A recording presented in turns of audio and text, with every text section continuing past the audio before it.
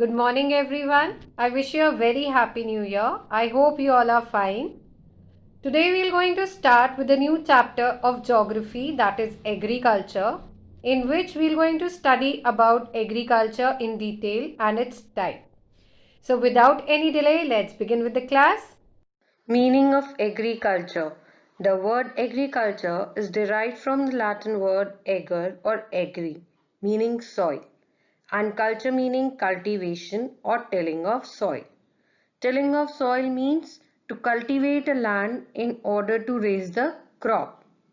किसी लैंड को कल्टीवेट करना so that वहाँ वो क्रॉप्स ग्रो कर सके is tilling of soil. Now, it's a systematic practice of tilling and cultivation of soil, raising crops, rearing animals, and practicing fishing is called agriculture.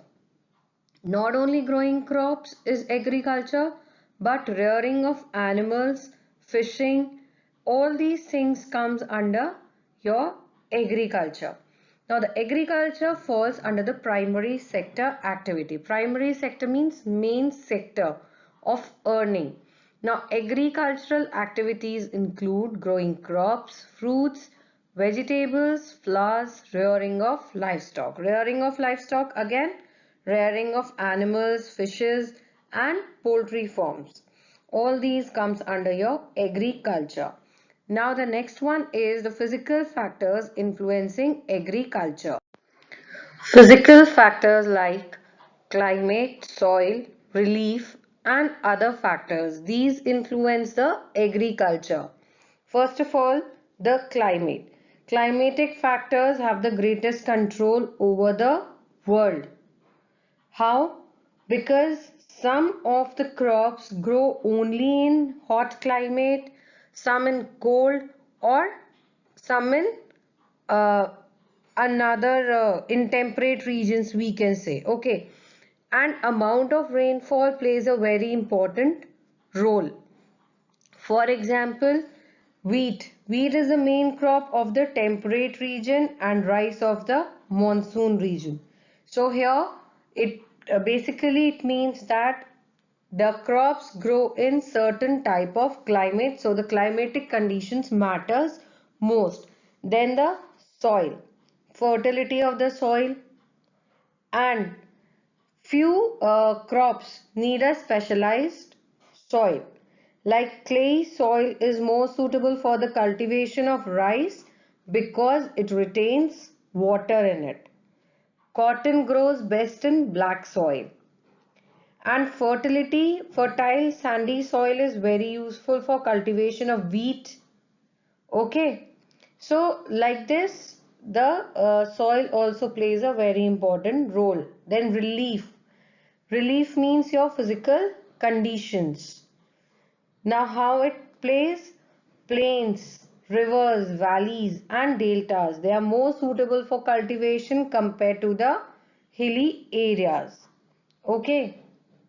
But sheep and cattle rearing can be done on the mountains. Now the other factors. Factors like your market, commodity, transport, capital, labor, then government policy, all these things influence agriculture. For example, अगर हमारा land कहीं ऐसी जगह है जहाँ market area से बहुत दूर है हम, so we need more transportation, we need more capital, we need more labor to take our crops in the market for selling. Okay, but वहीं अगर नियर बाय एरिया में है, so we need less transport, we need less labor, okay, for loading, unloading, everything. So all these factors also play an important role in agriculture. Now we have different types of agriculture. Now let's study about them. Types of agriculture. Depending upon the geographical conditions, demand of produce of a particular crop or crops, labor and level of technology, farming or we can say agriculture is divided into two main types: subsistence agriculture and commercial agriculture. Subsistence agriculture is further divided into nomadic herding, shifting cultivation, intensive agriculture. Similarly, commercial agriculture is divided into extensive agriculture, mixed farming and dairy farming. So today we are going to study about the subsistence agriculture and its types. Okay, so what is subsistence agriculture?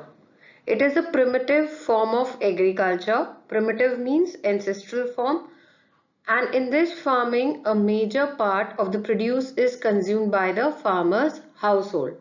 So whatever is being produced, the crop is being grown, the maximum part of that is being used by the farmer's family. It is found in some parts of the equatorial and tropical forest. The specialization of crops is not possible in this system.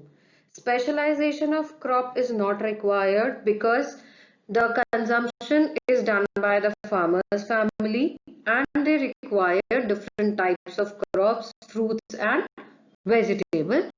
That's why the specialization of crops is not possible.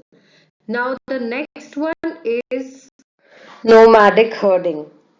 Now everyone must be knowing about the nomads, the people who move from one place to another in search for food and water. So the herdsmen move from place to place with their animals for fodder and water along defined routes. Defined means एक certain route पे वो चलते हैं. This type of movement arises in response to climatic constraints and terrain. But they have certain limitations regarding the climatic conditions and the land pattern. Sheep, camel, yak and goats are most commonly reared animals by them.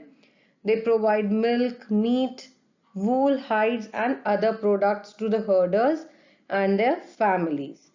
Now they practiced in the semi-arid and arid regions of Sahara Desert, Central Asia and some parts of India like Rajasthan and Jammu and Kashmir. So mainly the nomads you will going to find in the semi-arid and the arid areas, in basically in the desert regions, and in India in Rajasthan and Jammu and Kashmir. The next one is shifting cultivation. Shifting cultivation. It is also known as slash and burn cultivation. Now in this, a plot of land is cleared by felling the trees and burning them. A patch of land is taken by the people. They cut the trees, they burn the area so that the land can be cleared. Then they mix the soil with the ashes and the crops are grown over there. After they grow the crop on that particular land till the fertility of the soil completely ends, and then they move to another patch of land. Then they do the same procedure and again they burn it, they cut the trees, burn it, grow the trees till the time the fertility of the soil and ends. That's why it is known as shifting cultivation or slash and burn cultivation. The main crops which are grown in this pattern are your maize, beans, bananas, potatoes, etc. And they are practiced in the thickly forested areas of Amazon basin, tropical Africa and parts of Southeast Asia and Northeast India. Children, in the diagram also you can see the primary or the secondary forest, the main forest, then they cut and burn, then annual crop harvest, then follow the secondary vegetation and then they go to next forest, that is the secondary forest. Okay. Now the last one is your intensive agriculture. Intensive agriculture. Farmers work on their small size holdings with the help of their families. Now here the farmers have small lands and where they do the cultivation or agriculture with the help of their family members. They don't put extra labors.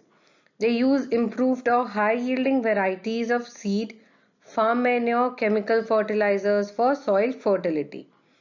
Now the main crops is your rice, wheat, maize, pulses and oilseeds. Prevalent in the thickly populated areas of the monsoon regions of the South, Southeast and East Asia. Okay, so here the farmers grow on the small size holdings with the help of their families. First they keep the crops for themselves, and the surplus amount is sold in the market. And they use improved varieties of seeds and fertilizers. Okay, so now it's time for your homework. In today's homework, you have to do question number 1 of exercise B. What do you understand by the term agriculture?